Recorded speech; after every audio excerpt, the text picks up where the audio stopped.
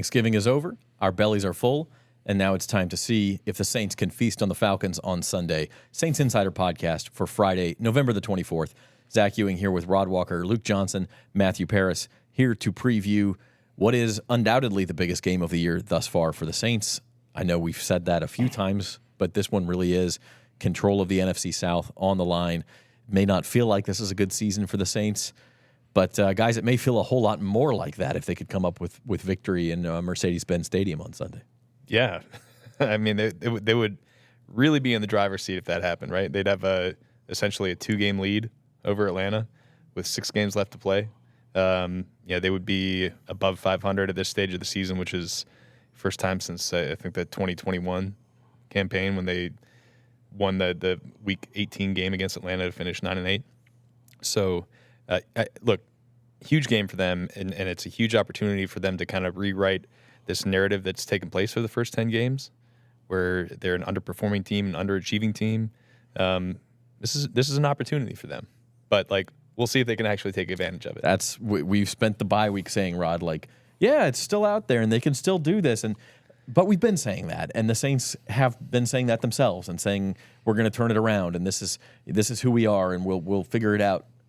But clock's ticking.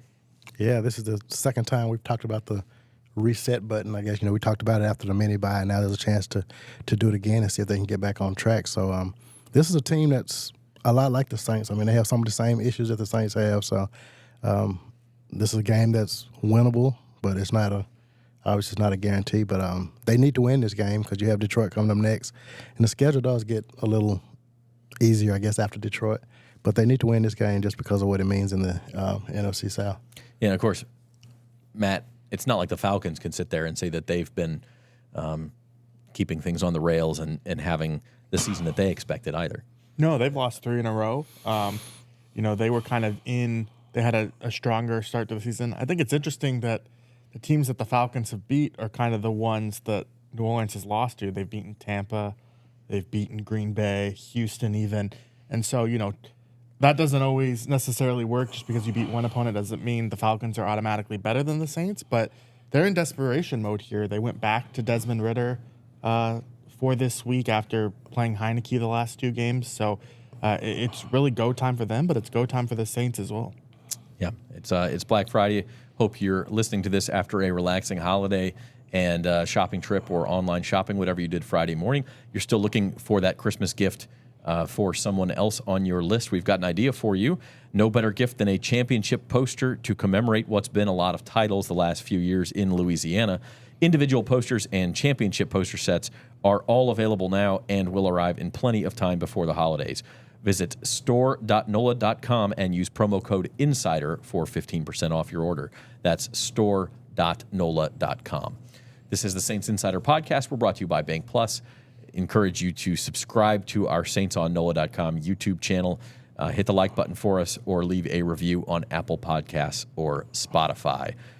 Saints Insider is sponsored by Bank Plus. Their banking decisions are actually made here in New Orleans by local bankers who know the community and take the time to know you. From small business to big business, home loans to bank anywhere technology, Bank Plus is here for New Orleans. Learn more at bankplus.net. So full preview coming here. Saints at Falcons. It's noon Sunday in Atlanta, guys. The betting line, the Saints are actually favored now. This has kind of gone all over the place. Saints -2. Part of that we can probably attribute to Derek Carr being out of concussion protocol, so he's good to go. I know there's probably a lot of people, Luke, who don't know if that's the best thing for the Saints, but the Saints certainly seem to think it's the best thing for them. Yeah, and I still think it's the best thing for him too. Yeah, I think Derek is still 10 games into this. 2 of those games he got knocked out of it with injury, so it's really 8 games. And yeah, I think he can throw the Tampa game out. To me personally, that was his worst game, and I think he was on the field too soon in that one. So it hasn't been nearly as good as they need it to be.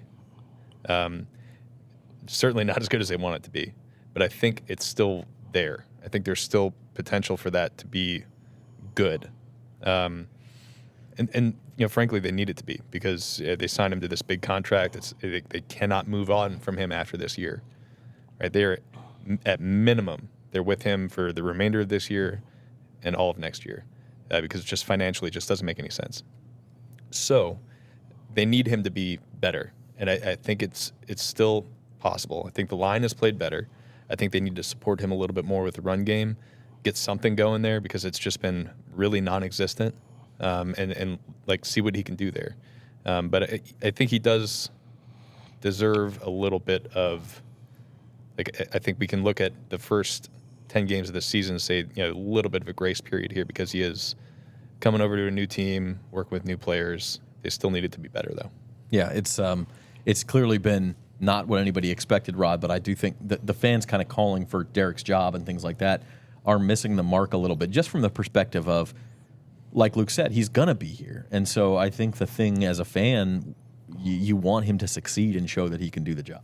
Yeah, no, I was looking at some of the Twitter comments when Matt tweeted yesterday about he cleared concussion protocol, and fans were like losing their minds, like, oh man, this is not good. But I do think he needs to play really well Sunday, though, because if he doesn't and they come back to the Dome for that Detroit game, and if he stunk it up Sunday, I just think it could be really bad. I mean, we've heard boos already this season, and I think if he plays bad in Atlanta and comes home, I think it could be really, really bad for him. What are the chances that Dennis Allen grabs the stadium PA mic and says, "Stop booing! This is not who we are." Yeah. He doesn't have the cachet that Pop does, I don't think. I don't think it mattered for Pop. No, it didn't. It didn't matter. I will say this, though. If Carr plays poorly, you can bet your bottom dollar that they'll have the defensive starters be the one introduced before that Lions game because they don't want Derek coming out to booze and anybody else coming out to booze, you wouldn't think. Well, unless the defense does when it has the last 5 weeks. Yeah, let's we'll dig into when the Saints have the ball. We'll stay on the Carr train. Matt, the Falcons defense, number 7 in the NFL, 308 yards allowed per game. Pretty good against both the run and the pass. They do struggle from time to time, as Luke wrote, with mobile quarterbacks, so maybe this is a Taysom Hill game. But how do you think the Saints attack the Falcons in this one? Yeah, I mean, I would imagine they stick with Carr. I think it's interesting. The Falcons have Ryan Nielsen, former co-defensive coordinator here. Alvin Kamara was saying this week that it's a very familiar scheme, that they do a lot of the same things that the Saints do. So maybe that familiarity helps Pete Carmichael game planning and knowing kind of what areas to attack. I mean, if they're modeling the Saints defense, it hasn't been very successful lately. So maybe they get off to a fast start for a change on offense. But, the Falcons, they've really kind of upgraded that defensive line. It's been a lot more stout this year. So I kind of think trying to rely on a quick passing game, getting some guys involved in the middle of the field. And I'm interested to see what they do without Mike Thomas because, his numbers weren't necessarily what they were in his prime, but he was still a productive player for them this year, and they're going to have to offset that. Is the Michael Thomas injury finally what unlocks Juwan Johnson for these guys? Right. I mean, that's why I think Juwan had the year he had last year is because they were like, hey, go do the Michael Thomas stuff. Yeah. We have nobody else who can do that. I mean, maybe they look. A.T. Perry Matt wrote a really nice story on him. You guys should go read that. But I don't think his body type is really aligned with what Mike Thomas's is, and his strengths are what Mike Thomas's strengths are. He's going to be playing a lot of the X and doing a lot of stuff that Mike Thomas did. But I think when you're looking at just body composition and style of play, maybe Juwan Johnson could be the answer for that. And please, so he looked awesome during training camp. I think he had a really, really nice year last year. We were all expecting his stock to just go, and it just hasn't. He's been invisible. And I don't think that's on Juwan. I don't think he suddenly got worse as a player. So they need to figure out a way to get him involved, and maybe this is just what jumpstarts that. There are two things that the Falcons do defensively well that I think could cause the Saints some problems. And one of them is they're really good on third downs, and that's something the Saints have struggled with. And they're also really good at pass rushing. And, I mean, obviously we know that, that's kind of giving Derek Carr some trouble when he's under a lot of pressure. So I think the offensive line play is going to be key. And I do think that this might be the Taysom Hill game. They're going to need to run the ball against this team to have a chance because I think if you got Carr getting a lot of pressure, I think it could turn bad for this team. Yeah, just to be clear, when I say a Taysom Hill game, I don't mean Taysom Hill playing quarterback full time, right. As 23% of you said in our poll the other day that you wish would happen. It's going to be Derek Carr, but Taysom could be part of it. Let's go into the Taysom numbers real quick. Let's do it. 12 games against Atlanta. 3 of his top 5 career rushing games against Atlanta. 2 of his top 4 career passing games against Atlanta. He's got 75 pass attempts in his career against them, 122 passer rating. He kills those guys. And that was before Ryan Nielsen got there, granted. But, like, Ryan Nielsen's there now, and we know the thing that has killed the Saints in the past is, like, the quarterback run game. So, like, maybe that would be a good thing to do this week. I mean, like, you know, I'm not a football coach We're here. not saying. We're just saying. Yeah. I'm not like, you know, X's and O's guru over here. Like, Pete Carmichael will forget more about football than I will ever know. But, like, this looks obvious. Like, just, like, press that easy button. And again, we'll say the number again. If he gets, 8 attempts, over 8 or more attempts in a game, the Saints it's are 7, I think. I think it's 7 attempts, and they're like 19-1. 19-1 when Taysom Hill gets, and obviously part of that is game script. I mean, they didn't do it in Minnesota because they were down 3 touchdowns, points. But they could also have probably done more and maybe been more successful. You mentioned Ryan Nielsen, Rod. Also, David Onyemata's on this defense. Caden Ellis is on this defense. I mean, this is like Albert Huggins, Contavious Street. Contavious Street. They have 4 former Saints, not all as starters, but guys who are going to play as well as Nielsen. So in a lot of ways, it will be, and Alvin said that it'll be like looking into a mirror a little bit. Yeah, and I think that's something that's going to that could cause some problems. And Luke mentioned Ryan Nielsen. I mean, he's seen Taysom. How long was Ryan here? 6 years. 6 years. 6 years. Yeah. So I mean, he's seen Taysom. He'll have something in place because I'm sure he knows that that's probably the route that Dennis Allen and Pete Carmichael are going to try to take is getting Taysom some runs. So I think Ryan Nielsen will have that defense prepared for whatever they think that Taysom may do. Yeah, it's going to be a fascinating chess match to say, okay, well, the Saints, I think Ryan will defend us this way because he knows Taysom, so we'll put in this wrinkle and will Ryan be ready for that? I mean, it's going to be a fascinating chess match. Of course, the one thing, Matt, we haven't mentioned is the offensive line. And if the offensive line doesn't play well, it doesn't really matter what you scheme up. Yeah, I mean, I think against Minnesota, they didn't necessarily pick up the blitzes as well as they needed to do. James Hurst missed practice with an illness, but he was back the next day. It seems like that starting 5 is going to remain that 5. But, yeah, I mean, it's a combination of things. We mentioned Derek Carr getting the ball out fast. But, yeah, that line has to hold up. And, if they're going to rely on Taysom Hill in the run game, those guys need to block for him and get out after it. So, yeah, it's kind of been this off and on problem. And people love to blame the coach. They love to blame the quarterback. A lot of offensive issues stem from that offensive line. Mm-hmm. Yeah. I think running backs are averaging like 3.3 yards per carry for the Saints this year. They have one run of 20-plus yards. They have one run of 20 yards. That's their long run. I think it's I don't know the right way to put this. It's like the shortest long run out of any NFL team. And I think they're one of 2 NFL teams with 1 or fewer. So, look, like, it has not been explosive. There's been no second-level runs to speak of, and that makes things harder. It makes things harder for the offense as a whole. And we're talking about the Falcons' third down defense. I mean, if they're able to stonewall the run, like, that's when the Saints struggle. They get in these third and long situations. Like, 75, 80% of their sacks they've allowed this year have come on third downs because it can't run the ball. Like, it is imperative to get that going. And it's not just Taysom that needs to get going. They need to get Alvin going and Jamal Williams. Kendra Miller's probably not going to play in this game. We'll see later today. But, I mean, those are 2, like, Pro Bowl caliber players who have not been able to get any, like, open ground this year. So they need, like, it's on those guys to really, it's not just for Derek Carr. It's for this offense's health as a whole. Do y'all expect any personnel changes on that offensive line? They've played musical chairs a little bit coming out of the bye week. They mentioned maybe something. We don't see anything different. Nope. No, I think it stays the same. I don't know who you'd pull out of there. Right. I mean, you could maybe go back to Hurst at left tackle. That's the only Pete at guard, but I think they like Pete at tackle for now. Right.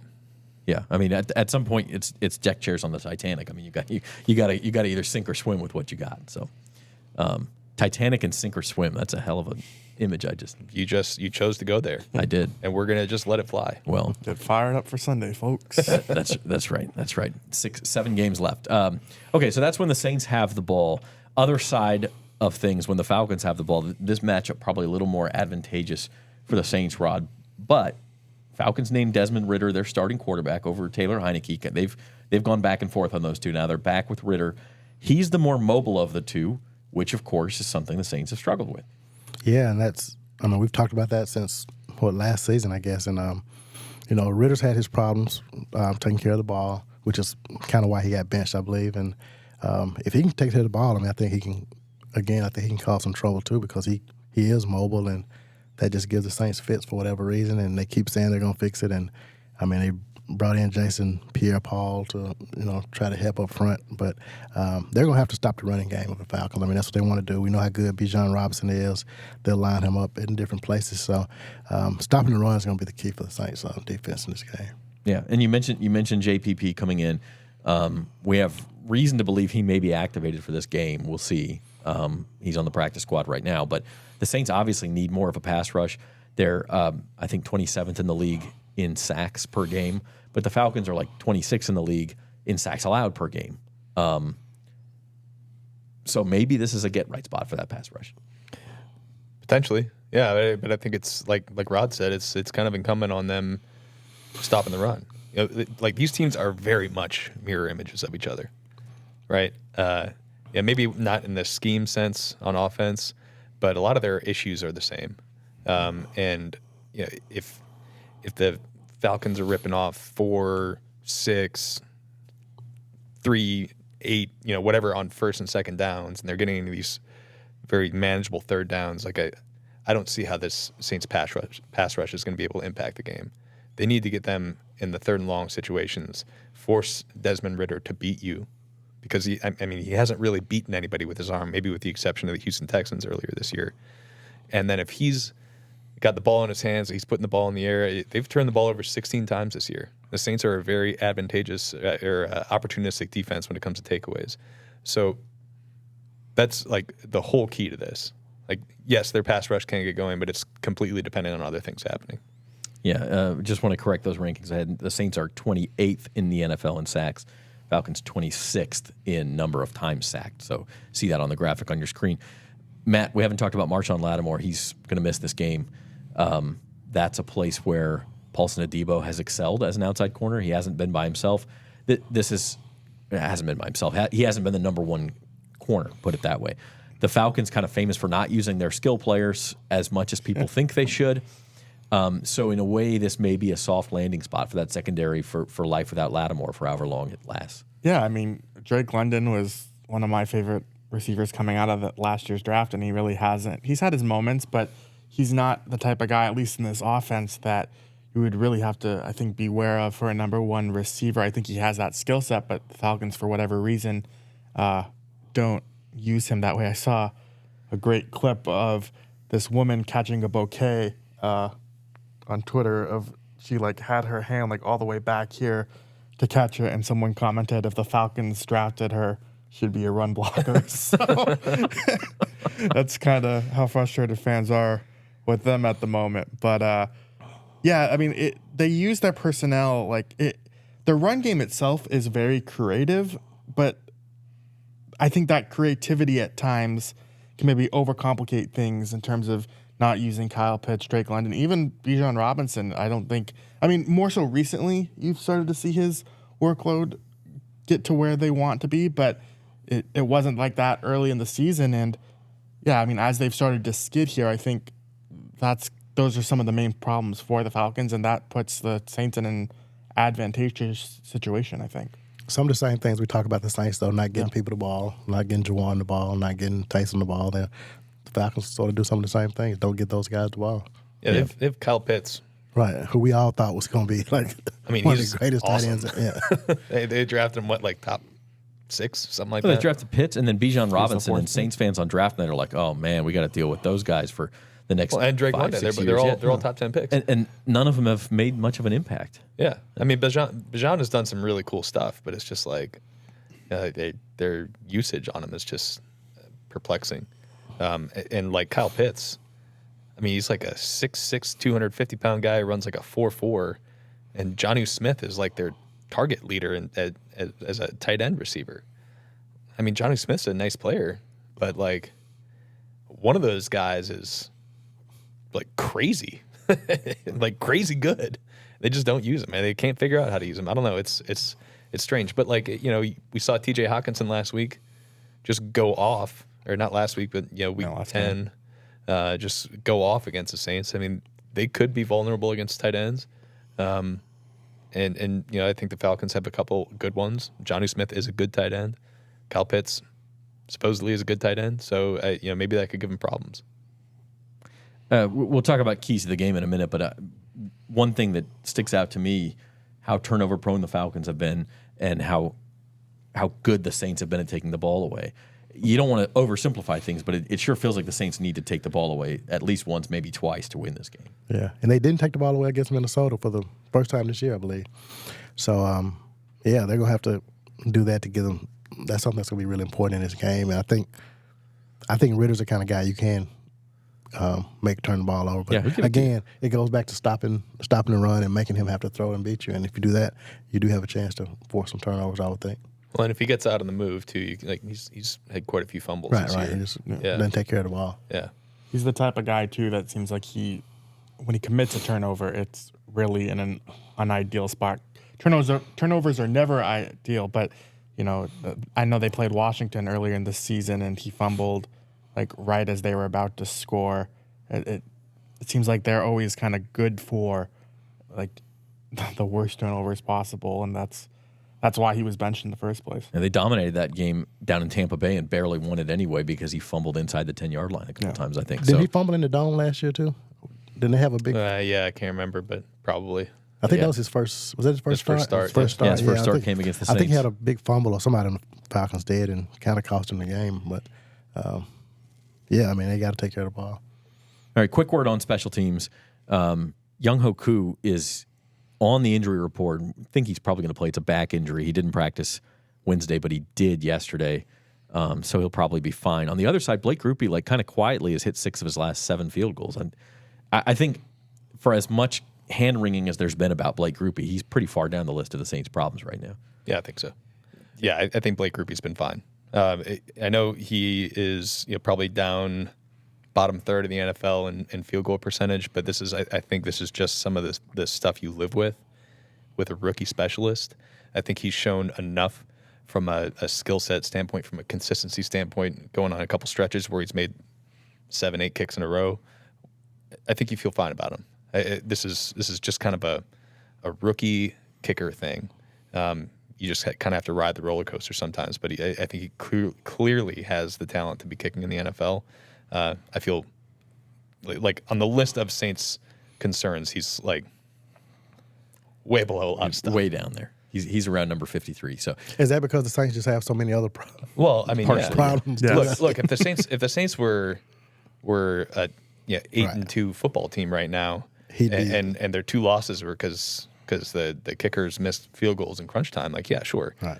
That'd be like something you worry about, like, can they make a Super Bowl with like a little bit of a squeaky wheel there? But like, that's not where we are right now. Mm-hmm. So I think that's just it's just something you got to kind of live with, because I think he has the potential to be a really good kicker in the NFL. Of course, last year's Saints-Falcons game in Atlanta was the season opener, and it did come down to a field goal. And Young-Ho Koo's, it was a long kick. It was like 58 yards, was blocked. Yeah, Peyton Turner. Yeah, and so that was how the Saints won that game. A lot of close games between these two. That game you mentioned at the end of 2021 was a 10-point Saints win. That's the only time in the last 5 meetings that it's been decided by more than 5 points. So let's talk some keys to the game and or Saints-Falcons memories and history, Rod, before we get into predictions here on the Saints Insider Podcast. What do you think the Saints need to do specifically to focus on tomorrow? I think it goes back to what I said earlier, just stopping the run is going to be the key. If they can do that, force them in some 3rd and longs, I think, and then force some turnovers, which they're prone to do, I think that's the key for them. Yeah, forcing some turnovers. Also, just I think in general the pass rush, which can obviously lead to turnovers, fixing that could be a big deal. What do you guys have? I want to see a Taysom game, man.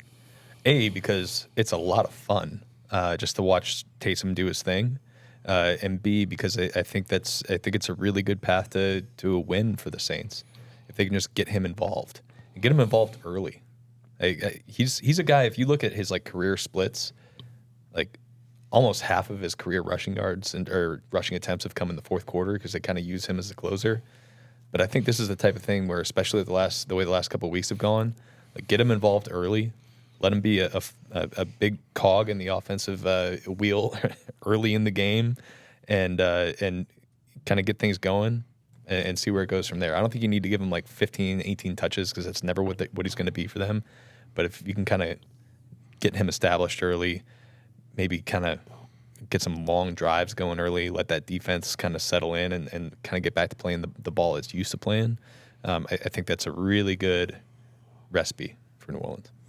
Yeah, for me, I think it's stopping Ritter. I know we talked about his ability to to produce turnovers, but when he doesn't, he's been okay. Like them going back to him already after Taylor Heineke, like I've seen a lot of Taylor Heineke. He provides that spark. He didn't necessarily do that for the Falcons this year, but Ritter's been okay, and I think he's kind of been better than some of the quarterbacks the Saints have seen recently. I mean, Josh Dobbs looked amazing. He's probably the best in the stretch that the Saints have seen recently, but I would say Ritter's maybe right behind Dobbs. You think of Minshew, Bagent, would be lower on that list. They haven't faced a murderer's row here, but I kind of think Ritter has at least some potential. I think we'll spoil this in a minute, but if some of us are picking the Falcons here, I actually think Ritter will play well enough to do it. I mean, I think there's a school of thought that we talk about these fumbles and they've been in bad situations, and some of that's just bad luck. Like you can't control when you're going to fumble. I mean, obviously you can have better ball security, but if it happens to happen at the 3-yard line or the 43-yard line, like you're not thinking before the play, boy, I better not fumble on this play any more than you are on any other play. So I think there's a portion of that. What I'm trying to say is like maybe Desmond Ridder has gotten a raw deal because the turnovers that he has had have been so monumental that it makes him look like he's really underperforming from the level that he actually is. So we'll see if that turns around for the Falcons. Long-winded way of saying this game could go either way. Maybe we don't know what will happen, but we're going to try to predict it. Saints Insider Podcast is brought to you by Bank Plus. Subscribe to the Saints on NOLA.com YouTube channel. And we'll get into our predictions now for what is the biggest game of the year. We have the standings here. Look, the Saints are 5-5, as you mentioned. Falcons 4-6, a game behind. But they're 2-0 in the division already, guys. So if they win this one, not only do they have a jump on the head-to-head tiebreaker against the Saints, but it's going to be pretty difficult for the Saints to get that tiebreaker back. Even if they were to win the return game on January the 7th, the division record for the Falcons, they'd win even one more division game. I think the Falcons will have that tiebreaker regardless. So this is a big one. So let's get into predictions. Jeff Duncan's not here. We'll go with him first. And he's taking the Falcons in a close game. What did he say, 23-21? Is that right, guys? I think it was 26-24. 26-24, sorry. 26-24, a little higher scoring game. He takes the Falcons to win this one, and the Saints don't get the job done. So, Rod Walker, let's go to you. Prediction for Sunday. I picked the Falcons to win 20-17. I don't think it'll be a high-scoring game. I mean, both of these teams are just so bad in the red zone. And, I mean, unless you get some defensive touchdowns or special teams touchdowns, I just don't see this.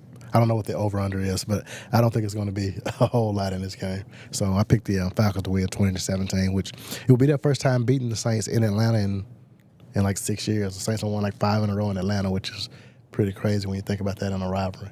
That is crazy. I did not realize that. 5 in a row. Over-under is 41.5. So you're going just under. I'm going to go just under 2, a similar score. Like I haven't picked the Saints to lose since New England. And you saw how that turned out. So maybe this is like a good luck charm for them. But as bad as I've been at picking these games, I just can't keep picking the Saints. I think there's a path to them winning this game, obviously. I think on paper maybe they even should win this game. But I've got the Falcons winning 21-20. Need the Saints to show it to me right now. Negative Nellies. I'm drinking some Kool-Aid. That's what's in here. Look, I think this Saints defense is a lot better than it has shown in the last five weeks. I think it is much closer to the unit that we saw in the first 5 weeks than it is in the last 5 weeks. And I think my confidence in that is really a lot of it is based on the way they've played in the second halves of these games. Like basically everything they've given up in those last 5 games has come in the first half. And it kind of reminds me of last year when they went through that midseason swoon where they looked awful on defense. And by the end of the year, they were really, really, really good again. I think that's going to happen. I think their defense is going to play a lot better in this game. I think they're going to give Desmond Ridder some problems. I think the turnover issue is going to come back to bite Atlanta in this game. So I'm actually taking the Saints. Still think it's going to be close because I don't have a lot of faith in the offense as much as I do in the defense. But I think it's going to be a 23-21 Saints win. I'm even taking an over in a Saints game. How about that? So we could both be at 21-20 Falcons. Blake Grupe's lining up for a game-winning field goal, and one of us is bound to hit the score right. Let's go. We need to do it. All right, Matt, what you got? I've got the Falcons 25-23. Just compelling points there, but I don't think I just don't know necessarily if this is the game for the Saints to get back on track defensively. I think Ridder, just the Falcons, I think there's going to be a desperation there. They've beaten some better teams, as I mentioned earlier. I just think the Falcons really need this one. And, we've talked about this as a really big game. I was looking on the New York Times model. I think it's 82% that the Saints would make the playoffs if they win this game. It's 49% if they lose. Man. So, but even if they lose this one, I think it could still come down to Week 18. I predicted a few weeks ago that game's going to be flexed. I'm going to stick by that prediction. But for that to happen, the Saints would maybe need to lose this one. So I'm going to stick with my gut, and I'm going to pick the Falcons here. As important as this game is in the standings, I think it's also important just for the Saints' psyche, though. I think if they lose this game, I think some doubt's going to start to creep in a little bit. Like, I'm like, okay, maybe we're not that good. Well, I think the doubt's already creeping. I think it's creeping, but I think it'll. And then you're down to 6 games at that point. I mean, you'd almost have to win at least 4 of them, if not 5, at that point. And yeah, the schedule's not tough, but this team not consistent enough to win 5 out of 6 games. Like, it's just not going to happen. So I think they're in some trouble if they lose. Matt, how'd you 25-23? Is that like scoregami? Is that was, what do we got a safety in there or something? Maybe a 2-point attempt that works. And you know what? I'm actually going to start picking scoregami predictions every single week. I thought about throwing like a wacky score because I'm always picking like 24s, 21s, 27s, 28s. I'm always doing it. I'm just like, I'm going to throw a 22 in there this week. I decided against it. If they're at 17, they go for 2. Maybe the Saints commit a penalty that gives Arthur Smith. I feel like Arthur Smith sometimes goes for 2, right? Well, he's made some curious decisions. He does. That's for sure. Well, not the mustache. The mustache was a great decision. Fair enough. Does he still have it? Yeah, because I think Ryan Nielsen. Ryan Nielsen is the one that shaved the mustache. I thought he grew one. Smith. Oh, I can't remember. These are the important facts you get to on the Saints Insider podcast. I think he shaved it as we're out of our mojo, so we need to. Speaking of which, I'm doing No Shave November, and I can't really grow a full beard, so this is just disturbing. So go donate. I put the link in the description of the podcast. I'm trying to raise money for children's cancer. Make it worth it, please. I'm just trying to look cool. Good job. Good job. Is it working? No. Trying. Jamal Williams might make fun of me again. All right. Saints-Falcons, obviously a huge rivalry, a huge game. I mean, that swing you talked about, Matt, is like the difference between – it's like a Week 17 or 18 game swing. I mean, you don't see a swing like that this early in the season very often. So this one's huge. And, I mean, look, when the Saints Insider post-game show live from Mercedes-Benz Stadium after the game Sunday, and then we'll be back here Wednesday. When we talk about this, I mean, like, it really is going to be a stark difference, the tenor of this podcast, the tenor of the locker room. I mean, everything changes based on what happens Sunday. Yeah, I know we keep saying that, hey, this game's important. We're going to know who this team is, but we really mean it this time. This is as pivotal as we it gets, promise you this is the game. Because before they could always fall back on the weak division. Now they can't fall back on that if they lose this game because now, like you said, now you're tied with the Falcons. Bucks play Indianapolis. They might be in a 3-way tie, and you'd be losing all the tiebreakers. So it's like that Bucks game they lost last year when they blew the huge fourth quarter lead, right? I mean, like technically they still had a chance, right? But they basically didn't have a chance at the division after that. Like they needed the Bucks to like lose out. Yeah. And and they ended up going on a winning streak after that, but it like kind of was lessened because they blew a huge lead in the fourth quarter. So it is truly Like if we're talking about the Saints' chances this season, it is truly the most important game they've played. We really mean it this time. It's two embattled coaches, two embattled quarterbacks, two defenses that probably haven't achieved what they wanted to, even though they're pretty good. So, look, it's a big one. I think it's going to be a good one. So we hope you tune in. Check out the Saints Insider post-game show afterward on Sunday, and then we'll be back here with you on Wednesday. This is the Saints Insider podcast for Friday, November the 24th, brought to you by Bank Plus. For Rod Walker, Luke Johnson, Matthew Paris, Robert Young, behind the glass, I'm Zach Ewing. Thanks for watching.